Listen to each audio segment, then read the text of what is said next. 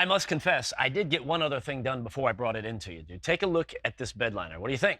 That looks awesome. I just assumed that was from the factory, dude. No, I did that, dude. You know, this thing looks awesome. It's the Barricade sprayable Bedliner that we got from ruggedrestore.com.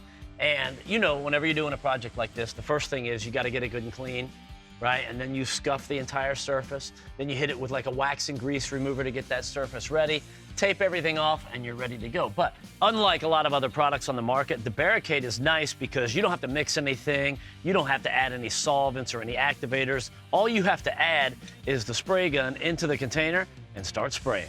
That is awesome. I have to imagine it's super easy to use. I mean, it's not a knock, dude, but it looks professional. Yeah. And you're usually not that good with a spray gun. I don't know if it would just kill you to give me a compliment every now and then. I am giving you a compliment. I'm saying it's so good. I can't believe you did it. It does look awesome. Take the compliment and run. I will. Now we got another item too from ruggedrestore.com, and that is the trim renew, because a lot of these vehicles have a lot of black plastic on them. Yeah, and this Jeep Gladiator is no exception to that. You know, the thing is, as it sits in the sun not only fades it to gray, but it also can make it dry out and crack. Even on a new vehicle like this, like there's an imperfection here on the top of this taillight cover. So you hit it with the trim renew, and it looks back to black again, it looks bright and shiny, and just basically changes the whole look of the exterior of the vehicle.